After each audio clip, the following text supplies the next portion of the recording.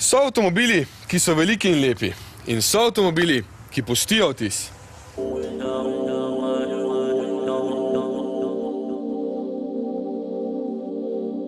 Jaguar ni bil nikoli neopažen, vedno je znal obrniti kakšno glavo in kresati mnenja. Pri novem X-ja nihče ne reče, da mu ni všeč spredaj. Nasprotno, zelo dobro izgleda.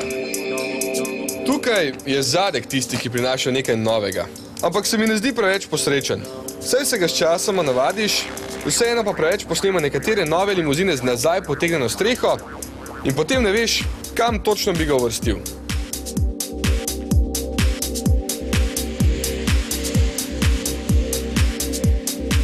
Morda so nas nekoč preveč razvadili s klasično obliko in je bil res že čas za revolucijo, vendar je žal tudi prostor v njem ostal zelo omejen. Sploh pa je pregled nazaj z voznikovega sedeža obupen. Nič se ne vidi, tako da se boste lahko zanesli le na bočni ogledali ali parkirni sistem. Ne pozabite, XL je dolg precej več kot 5 metrov. Seveda pa ne bo prav nikogar razočarala notranjost. Prefinjena izbira materialov in eleganca sta prvi misli, ko se usedete za volan. V korak s časom so šli digitalni merilniki, ki se kot na računalniškem zaslonu sedaj prikazujejo tule. Kup nastavitev na zaslonu pa omogoča, da si ustvarite krasno počutje. Tudi masaža sedeža je na krovu.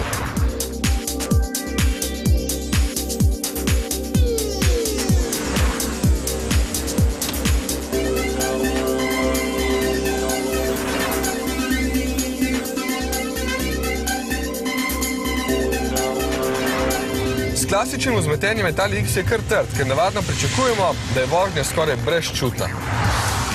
Ampak nekaj športnosti mora biti tu in vožnja je lep dokaz. Vsa ta gmota se res lepo pelje tako po avtocesti, kot čez ovinke. Še bolj pa navdušita odličen 3-litrski dizelski motor in samodejni menjalnik s 6 stopnjami.